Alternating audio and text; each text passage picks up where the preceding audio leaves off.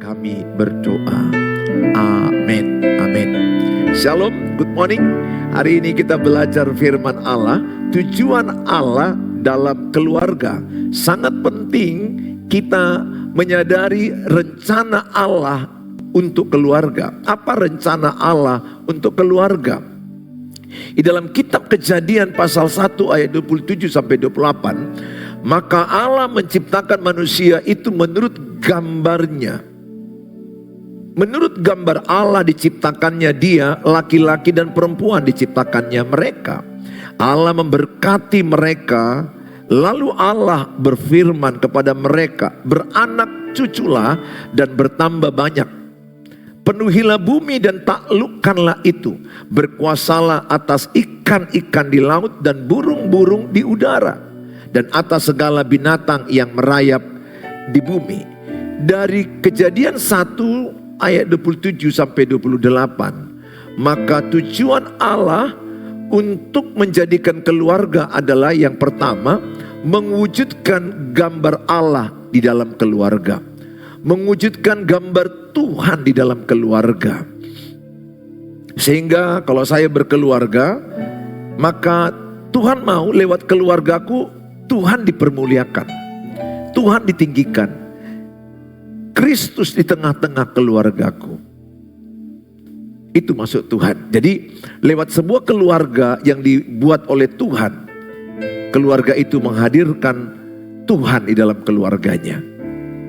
Sehingga orang-orang datang ke keluarga itu, dia akan merasakan ada hadirat Tuhan. Ada Tuhan yang ditinggikan di keluarga itu. Keluarga itu berpusatkan kepada Kristus. Sehingga sangat penting ada mesbah keluarga. Sangat penting doa keluarga. Sangat penting ada ibadah keluarga. Aku tahu ini tidak mudah. Karena memulai sesuatu bersama itu tidak mudah. Tapi itu sangat bagus. Saya pun berjuang untuk mengajak doa keluarga bisa setiap hari, itu tidak mudah. Ada kalanya hanya seorang diri, ada kalanya 2 orang, ada kalanya 3 orang. Karena kesibukan aktivitas. Tapi saya sebagai seorang ayah, saya sangat merindukan. Semua bisa bangun pagi berdoa sama-sama. Tapi situasi kadang karena kegiatan, kuliah, tugas, anak-anak, sehingga kadang-kadang tidak semudah yang saya harapkan. Tapi sesekali kami lakukan. Alangkah baiknya kalau bisa, itu bisa kita lakukan sesering mungkin. Paling tidak 2 kali seminggu. Kalau bisa anak-anak masih kecil, masih bisa bersama-sama setiap hari masih bisa. Coba itu dilakukan. Jadi mewujudkan Allah dalam keluarga. Yang kedua adalah untuk memultiplikasi gambar Allah. Jadi lewat keluarga saya, ada keluarga lain yang dimenangkan. Lewat keluarga saya, ada keluarga lain diberkati, diselamatkan. Sehingga keluarga saya menjadi pemenang keluarga lain. Itu yang saya tanamkan sama keluarga saya. Walaupun tidak sempurna, tapi ada spirit pemenang keluarga. Maka kami buat nama grup WA kami itu The Builder Family. Pembangun keluarga. Itu harapan saya, kerinduan kami bagaimana keluarga kami memenangkan keluarga lain. Keluarga kami bisa memuridkan keluarga lain. Itu menjadi spirit dalam keluarga kami. Yang ketiga adalah melahirkan generasi ilahi, keturunan ilahi, keturunan yang berkuasa. Maka dikatakan akan melahirkan generasi yang mengalahkan dunia, bukan dikalahkan dunia. Ingat, tidak ada anak yang jahat. Tidak ada anak yang lahir jahat, itu maksud saya. Semua anak lahir baik. Tapi tergantung di keluarga mana dia dibesarkan. Tergantung cara ayah ibu membesarkan. Tidak ada anak yang lahir jahat. Semua anak lahir baik. Tergantung di tangan siapa. Cara ayah mendidik, cara ibu mendidik, cara keluarga membesarkan anak, menentukan anak itu jadi apa. Di keluarga itulah terbentuk karakter, di keluarga itulah terbentuk emosi, Di keluarga itulah terbentuk bagaimana membangun hubungan.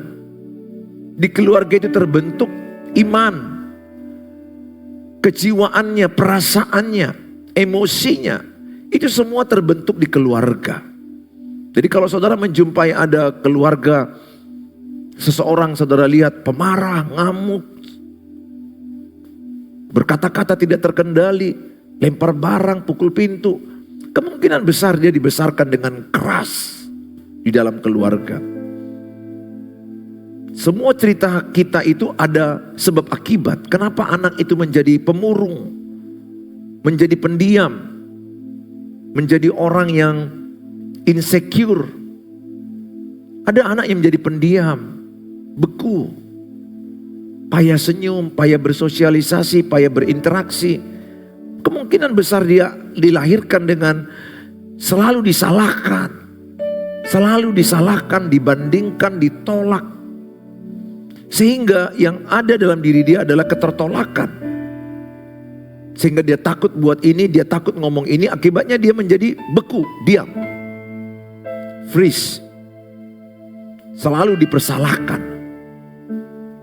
Oleh karena itu, ayo Bapak Ibu. Mumpung Bapak Ibu mungkin anak-anaknya masih kecil ya, di bawah 10 tahun, di bawah 12 tahun. Itu sangat penting usia golden age, membentuk dia mau jadi apa.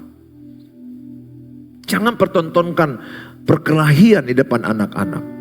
Jangan pertontonkan pertengkaran di depan anak-anak. Itu yang terserap dalam alam bawah sadar anak. Dan dia akan jadi seperti itu. Kita akan banyak jadi seperti apa yang kita percayai di alam bawah sadar.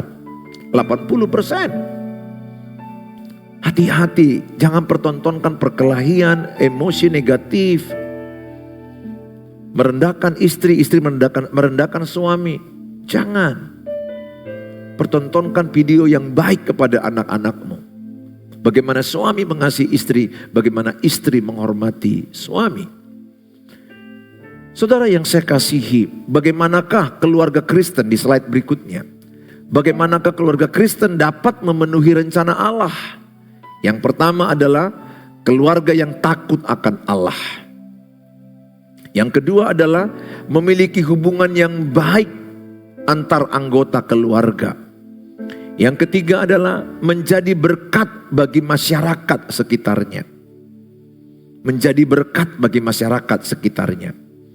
Takut akan Allah. Di Ulangan 6 ayat 1 sampai 13.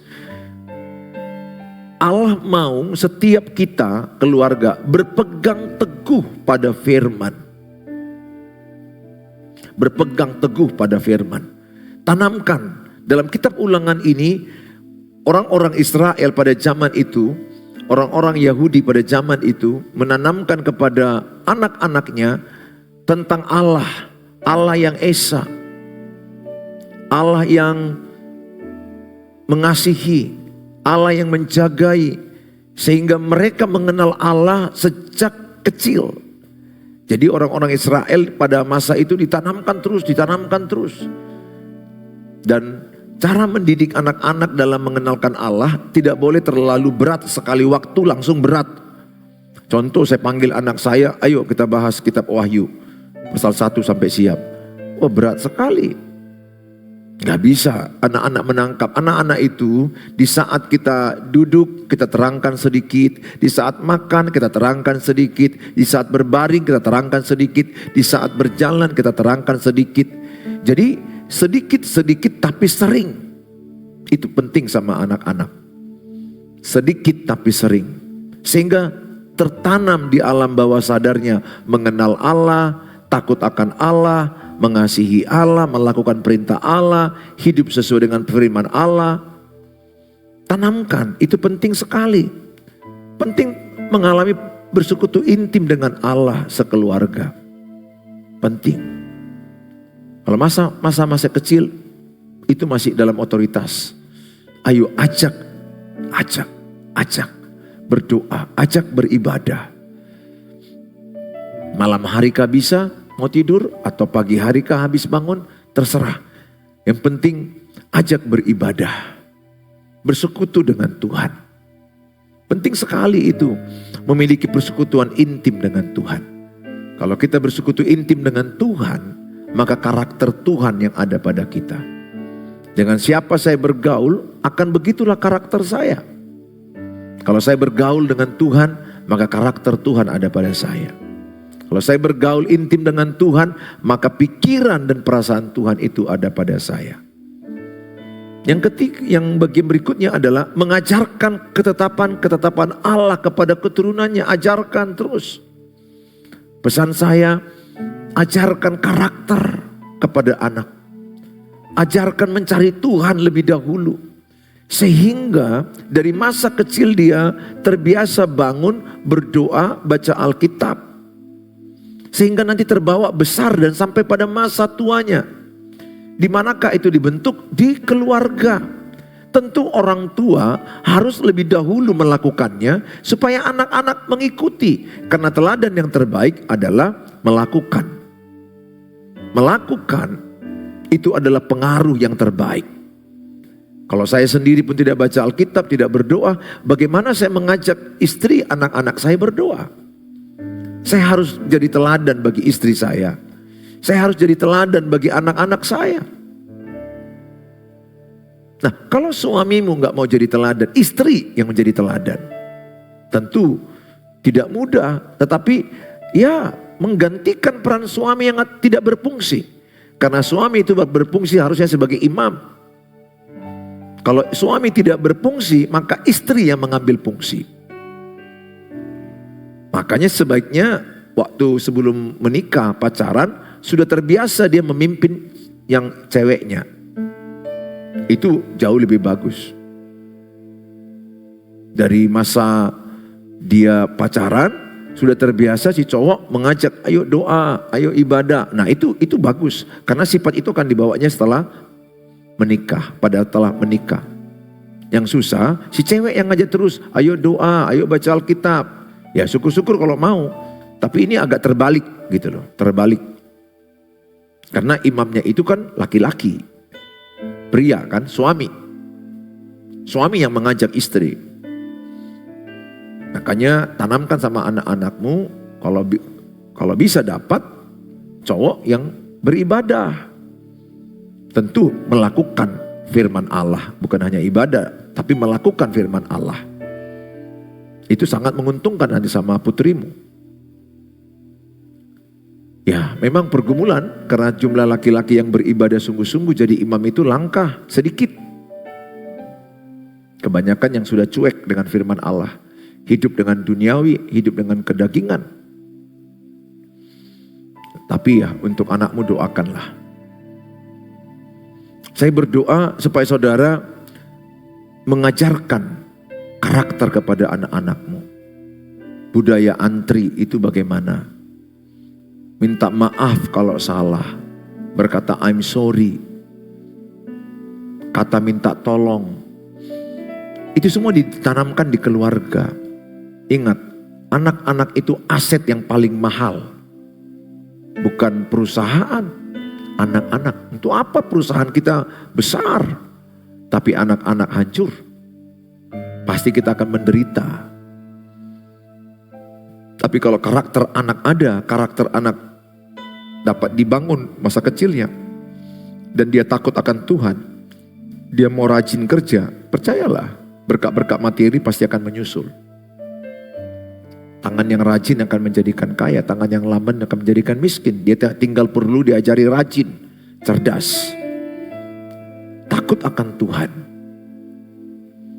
Oleh karena itu, saya ajak sama saudara, yang kedua, poin yang kedua, memiliki hubungan yang baik antar anggota keluarga. Keluarga yang memenuhi rencana Allah adalah keluarga yang membangun hubungan antar anggota keluarga. Melalui apa? A. Kebersamaan. B. Komunikasi yang sehat. Bagaimana hubungan dalam keluarga menentukan kebahagiaan keluarga itu. Kebahagiaan sebuah keluarga bukan dilihat dari rumah yang besar, AC yang banyak, mobil 5. No. Saya sudah saksikan banyak kasus mobil mewah, rumah mewah, tapi rumah itu tidak ada hubungan, nggak ada bonding, nggak ada kedekatan, kenyamanan antar anggota keluarga. Anak-anak tidak happy. Anak-anak pergi keluar, lari cari narkoba, lari cari tempat ngedugem. Kenapa? Karena harta yang tidak menjadikan itu ukuran kebahagiaan. Tapi harta nggak salah. Ya lebih baik juga kita punya harta, punya mobil. Tapi itu tidak patokan menjadi hubungan, menjadi kebahagiaan. Ukuran kebahagiaan keluarga adalah seberapa nikmat hubunganmu antar anggota satu sama lain. Ukurannya seberapa nikmat hubungan. Sama dengan orang penikmat kopi kan, karena nikmat kopi dia ingin minum kopi itu lagi. Nah, kalau aku nikmat dengan istriku, aku ingin ketemu. Kalau aku tidak nikmat ketemu dengan istri, maka aku ingin jauh, aku ingin pergi meninggalkan dia. Dan lebih parah, suami bisa mencari kenikmatan di luar karena sudah tidak nikmat lagi istrinya. Nikmat ini bukan bicara masalah seks. Itu bagian dari salah satu anugerah Tuhan suami istri. Tapi lebih dari situ adalah hubungan batin. Kasih yang tidak berkesudahan. Tidak terlambat Bapak Ibu mengejar ketertinggalan. Bangun bonding, hubungan yang baik dengan istri dan anak-anak. Seberapa nikmat anak-anak menikmati ayah ibunya. Bayangkan kalau dari dia lahir saja, jangankan lahir, ada anak di dalam kandungan. Kan pendengaran telinga anak dalam janin itu kan 4 bulan udah mendengar. Yang dia dengar dalam kandungan tuh marah bapaknya, marah mamanya, bertengkar. Dia itu bisa lahir dengan ketakutan. Dan dia ketika lahir, yang didengarnya betul apa yang dalam kandungan. Berantem lagi, menyalahkan, menuntut, menyalahkan, menuntut, mengungkit dosa masa lalu, mengungkit kesalahan masa lalu. Akibatnya gak siap-siapnya rumah tangga itu berantem, hancur. Dan anak itu akan tumbuh menjadi pribadi yang tidak dekat dengan papa mama. Kedekatan itu sangat penting sekali dengan penerimaan, kasih. Oleh karena itu, ayo Bapak Ibu, berhentilah bertengkar. Jangan lagi bertengkar dengan pasanganmu. Jangan lagi bilang dia kok yang memulai. Udah, kalau dia pancing gak usah. Kalau istri saya emosinya agak tidak stabil, saya penstabil. Saya stabilizer emotion dalam keluargaku. Anakku kalau gak stabil emosinya, saya stabil. Karena saya stabilizer. Kenapa saya seperti itu? Karena itulah peran ayah. Penstabil emosi istri, penstabil emosi anak-anak. Bagaimana caranya bisa? Terhubunglah dengan Tuhan. Kalau saya terhubung dengan Tuhan, saya mampu. Kalau saya tidak terhubung dengan Tuhan, dagingku yang muncul, aku pun ikut tidak stabil. Bayangkan kalau ayah tidak stabil emosi, ibu tidak stabil emosi, anak-anak tidak stabil. Wow, rumah itu pecah. Saudara, banyak orang emosinya gak stabil. Sedikit aja salah, ngamuk. Sedikit aja salah, ngambek, silent, diam. Saya khotbah di pemuda, kalau masih belum bisa engkau menguasai emosimu, jangan pacaran. Kalau masih sikit-sikit silent, sikit-sikit merajuk. Oh, kalau begitu seorang cewek masuk di pernikahan, cowok itu mati. Dengar itu anak muda. Kalau cewekmu masih sikit-sikit ngerajuk, silent, diam. Tiap minggu itu aja kerjamu. Gimana kau cari nafkah? Bagaimana bekerja dengan produktif? Hanya memikirkan istri yang silent. Semua masalah bisa diselesaikan kalau bicara baik-baik. Ada lagi cowok, bukan silent, ngamuk, pukul meja. Jadi telunjuk dibeginin sama ceweknya. Kalau begitu nggak usah lanjut. Nggak usah lanjut, karena itu pasti akan dibawanya lebih parah di pernikahan. Maka saya setuju kalau masih belum bisa menguasai emosi. Yang tidak sempurna ya, tidak sempurna, nggak ada yang sempurna lah. Tapi maksud saya ini dalam sebulan berapa kali, 2-3 kali merajuk, itu kan parah. Lebih parah lagi kalau ada orang pacaran tiap minggu pacarnya merajuk. Si cowok juga mau, bodoh cowok itu. Dodong. Mau dengan cewek yang merajuk terus. Ada juga cewek melihat cowok itu ngamuk terus. Kutanya sama dia, kau masih suka? Suka. Itulah. Inilah cewek yang dodong juga. Mau dengan cowok yang dari pacaran aja udah ngamuk. Karena lagi yang ku tahu, udah dipukul. Ditanya, kau masih suka? Iya. Kalau ini udah gila memang. Tanda akhir zaman lah itu. Udah dipukul pun pacaran masih mau lanjut. Udah diselingkuhi pun masih mau lanjut. Amit-amit lah. Udah selingkuh cowoknya. Dan cowoknya minta maaf. Aku janji. Dia nggak tahu si cewek itu selingkuh itu terikat. Nagih. Selingkuh itu sama kayak narkoba. Nagih. Ketagihan. Kasus selingkuhan udah banyak sekali saya tangani. Puluhan mungkin ratusan. Sifatnya itu menagih. Narkoba kan nagih.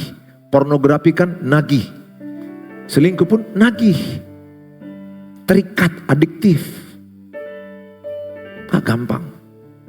Makanya kalau lagi pacaran aja sudah selingkuh, lebih bagus gak usah. Cari yang setia.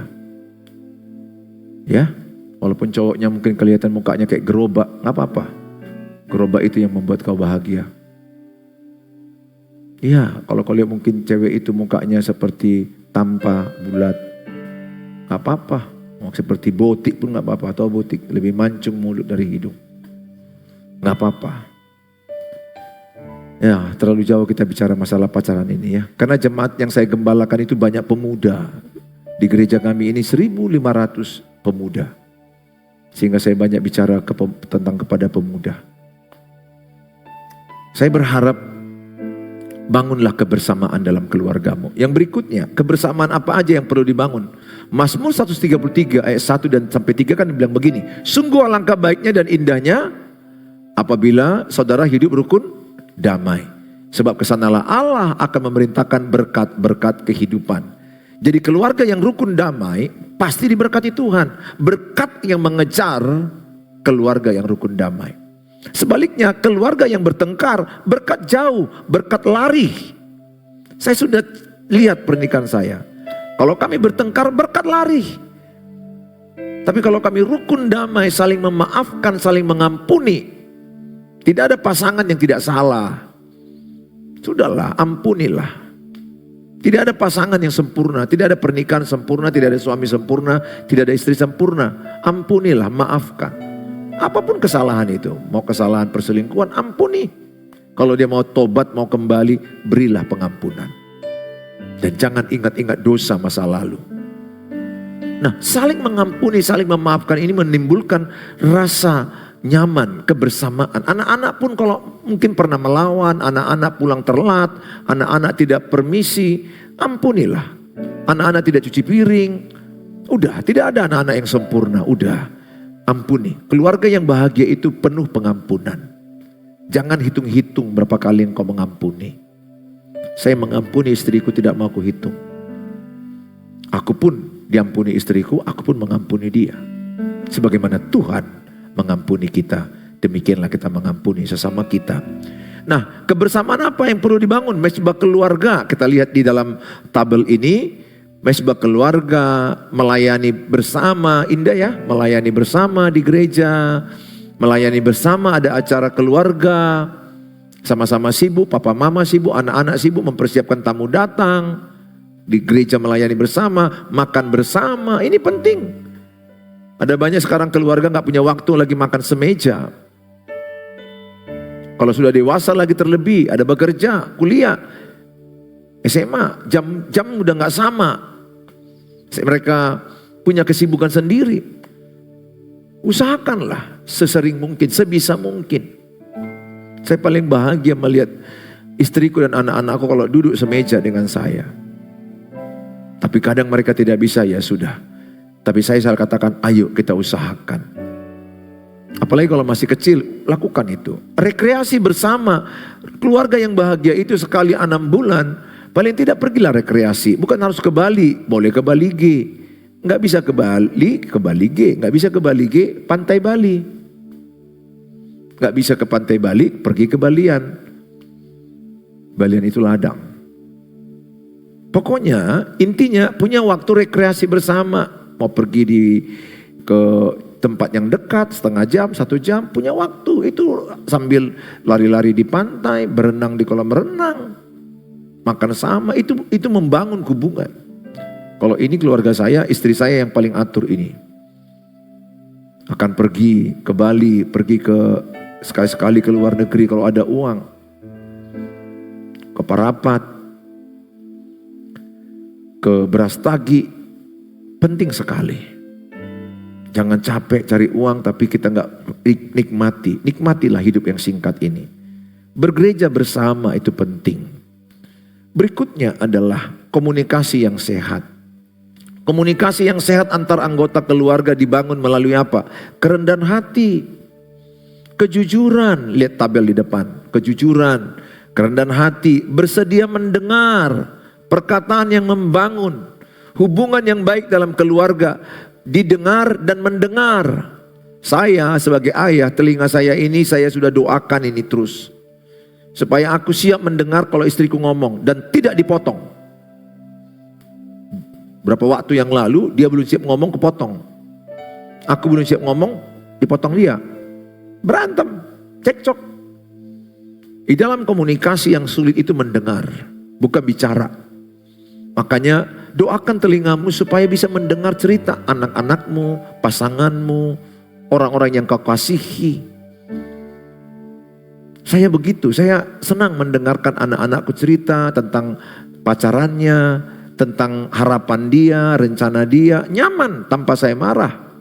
Apapun yang mereka mau ceritakan, saya selalu akan siap, sedia mendengarkan cerita mereka. Kadang-kadang canda, tawa. Keluarga yang bahagia itu ada canda, ada tawa.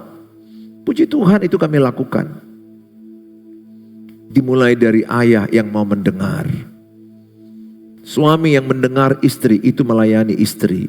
Karena kebutuhan istri salah satu didengar, diperhatikan. Care. Perhatikan anak-anakmu, perhatikan istrimu, perhatikan suamimu. Istri juga dengar curhatan suami, mungkin di kerjaan dia ditolak, dia dijegal, dia disakiti, dibully. Suami bisa cerita. Dengan bercerita emosinya makin sehat. Keluarga itulah tempat bercerita suka dan duka. Tawa sama, nangis sama, makan sama.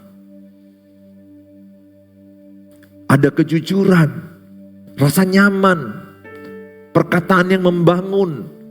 Kolose 4 ayat 6 dikatakan, berilah kata-kata yang penuh kasih, kasih yang membangun, yang memberkati. Saya berdoa setiap omonganku itu membangunkan istriku, membangunkan anak-anakku, membangunkan orang lain. Bukan hanya khotbah saya saja saya membangunkan iman jemaat. Tetapi ketika saya ada berinteraksi dengan siapapun, saya mau menjadi penyemangat sama siapapun. Maka saya bilang berkali-kali di khotbah saya, 5 menit jumpa saya, semangatmu tambah. Karena dalam saya ada Tuhan Yesus. Saya suka menyemangati orang. Saya suka membuat orang sukacita. Selalu itu ku bilang sama Tuhan, pakai aku Tuhan menjadi berkat bagi orang lain. Saya berdoa, milikilah komunikasi yang sehat. Nyaman anak-anakmu menyampaikan. Banyak anak-anak itu mendam dari kecil. Sehingga emosinya, mentalnya tidak sehat. Nanti itu dibawanya di pernikahan, meledak. Makanya kenapa ada orang marah meledak tiba-tiba? Karena dia menyimpan, memendam. Yang ketiga, menjadi berkat bagi masyarakat sekitarnya. Allah mau keluarga saya menjadi berkat bagi keluarga lain, memberkati keluarga lain, menyelamatkan keluarga yang terhilang, membangkitkan keluarga yang terjatuh, membangunkan keluarga yang putus asa. Banyak sekarang pasien saya. Bukanlah pasien, saya bilang. Keluarga salah, di YouTube ini saya anggap keluarga. Bapak Ibu, saya anggap keluarga saya. Bukan pasien lagi. Kalau saya seorang dokter, itu pasien namanya. Tapi kalau yang di YouTube, di Facebook, kalian bukan pasien saya, tapi keluarga saya. Yang penting kita saling menguatkan. Saya pun tidak sempurna, cuma saya belajar pastoral counseling keluarga. Teologianya saya pelajari, saya baca buku, saya seminar, saya belajar dari kegagalan saya belajar dari kegagalan orang lain juga. Saya banyak ikut di dalam tentang keluarga, seminar-seminar yang saya ikuti. Saya ramu, saya ringkas, saya bagi sama kalian lewat YouTube ini. Maka saya berharap juga bagilah link YouTube ini kepada banyak keluarga, sehingga mereka bisa mendengar. Mana tahu lagi Medan ke Brastagi 2 jam, mereka bisa di mobil mendengarkan masukan yang saya sampaikan ini, bagaimana mereka terbangunkan keluarga yang beku. Ada loh keluarga yang beku, diam-diaman beku, atau keluarga yang fight, berantem, atau keluarga yang sudah lari. Ada keluarga yang sudah menghindar dari masalah, dia lari meninggalkan istri, lari meninggalkan suami, anak-anak lari meninggalkan rumah, lari meninggalkan keluarga. Semoga lihat tayangan ini saudara bagi, saudara sudah terlibat membagikan firman Allah. Tuhan Yesus memberkati saudara. Kalau saudara mau sharing dengan saya di 0811 63 73 47. Mohon di chat saja dulu, karena jadwal sudah makin padat. Tuhan Yesus memberkati saudara. Mari kita berdoa. Bapa di sorga, dalam nama Tuhan Yesus, terima kasih buat firman Allah yang kami terima. Biarlah setiap yang menyaksikannya diberkati Tuhan keluarganya, diberkati ayah ibu anak-anak, diberkati pernikahan, dipulihkan, sehingga mereka menjadi keluarga yang berbahagia dalam Tuhan. Keluarga yang memenangkan keluarga lain, keluarga yang melayani Tuhan, keluarga yang nyaman berkomunikasi, keluarga yang penuh dengan rukun damai kasih mesra, sehingga keluarga mereka menjadi terang dan garam dunia, menerangi keluarga lain. Bapa, kami serahkan semua yang menyaksikan tayangan ini dimanapun berada, mereka diberkati Tuhan. Dimanapun, kapanpun, siapapun, pernikahan yang tidak harmonis dipulihkan Tuhan, pernikahan yang beku dicairkan Tuhan, anak-anak yang lari dikembalikan Tuhan, semua pasangan yang lari dikembalikan Tuhan. Tuhan sanggup melakukan mujizat bagi pernikahan dan keluarga-keluarga. Berkatilah Tuhan usaha mereka, berkatilah keuangan, pekerjaan, kesehatan, apa yang mereka harapkan berkatilah. Ada yang mau menjual rumah, Engkau tolonglah mereka. Ada yang mengharapkan keturunan, Tuhan yang menyediakan. Dan Tuhan juga yang menyediakan jodoh bagi pasangan anak-anak. Kami serahkan dalam tangan-Mu. Dalam nama Tuhan Yesus kami berdoa. Haleluya. Amin. Shalom. Tuhan Yesus berkati saudara. Sampai ketemu.